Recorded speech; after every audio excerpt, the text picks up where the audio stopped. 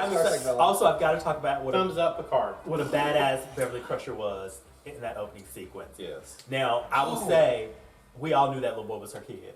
I didn't know that. Did you not see that coming? I did not see that. I saw that coming, but here's what I Here's want the to know. thing. Who the daddy? Picard is the daddy. That's what I thought too. Yeah, That's what I thought too. Picard's the daddy. I could see that coming. And then, look at you. I mean, is it not completely obvious? It's so obvious.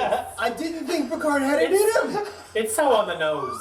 That's why she left. I mean, Yeah. She's like, I'm not gonna have this silly French man interfere with my child. No, That's not what he did in the last one. No, they had one final tryst and they tried, and she left. did they? And he didn't know. Was that in the original show? No. No. This is What I'm this is- saying. Remember, what he I'm was is saying after he was like 20 years sometime in that ago. time, He's like 20 years ago. Yeah. We had a thing. You know, we had an issue. And He it said was- it didn't he says end well. we tried. Yeah. What's funny? And it What's didn't funny end about that well. is that I was focused in on how they were talking about how like they were reading the crime scene, you know, reading the room in terms of like where the blasters went, Right. where all look at all the forensic evidence and stuff like that, and they're all talking about, well, Beverly wasn't in this fight.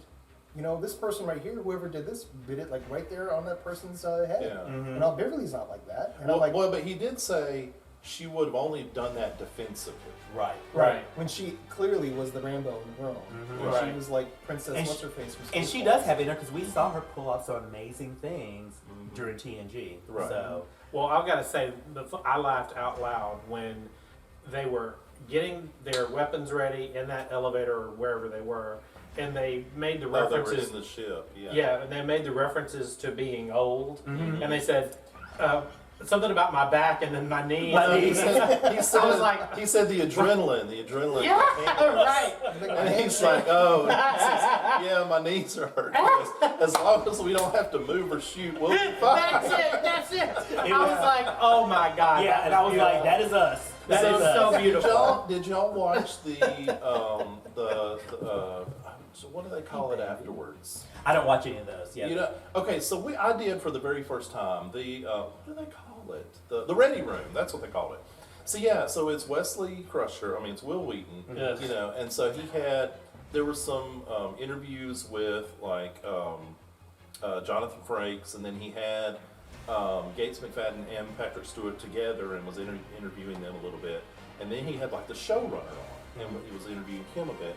And it's really it's interesting.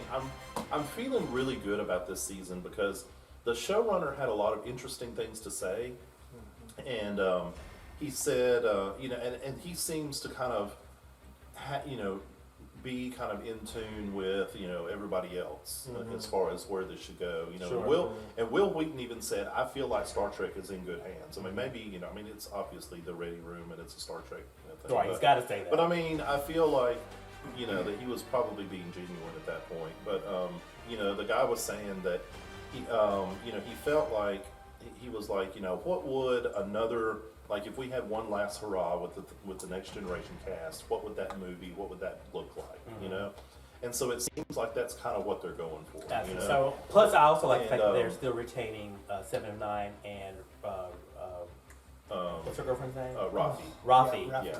And they're doing Yeah. interesting things with their storylines Yeah. as well. And he said that was one thing he said is he hated to like lose characters, but they kind of had to pare it down because if they're bringing everybody else in, I mean the cast is going to be huge as Sure. it is, right? But one interesting thing he said, and they kind of like were talking back and forth. So they said that they kind of bring back a storyline that was kind of dropped during Next Generation. And so they were acting like this is something that's been like, there for a long, long time, and they finally kind of bring it back. And apparently they bring back some character. So I'm really curious, like what they have like what they've done, reached, what little what something, deep cut have they Right. done to bring forward, and how is run well, with and it. how is Laura going to play into it? Yeah, that too. Well, okay, so that's the two things that I'm wondering about. Number one is the whole don't trust anyone. Yeah, Okay, trust well, no one. Who? That's Well, there was that guy in the That's bar pretty that bad. overheard I mean- them talking. Yeah. So Yeah, they had yeah. a spy from the jump. And Yeah. then whoever's talking to Rafi, I don't know if I trust them. well, Yeah, the exactly. handler, yeah. I mean, is Strong Laura? handler. I mean, is she a deep spy? Is not Laura. Rafi? No. No. Talking about Romulan? Yeah. Oh. Oh. Yeah. I Yeah. trust her. If she, Well, I want to trust her, but I mean, she's wrong though, so you know. Yeah, well, and then I blanked on her name. I definitely don't know. it starts with an L, doesn't it? I Yeah. got that. Laris.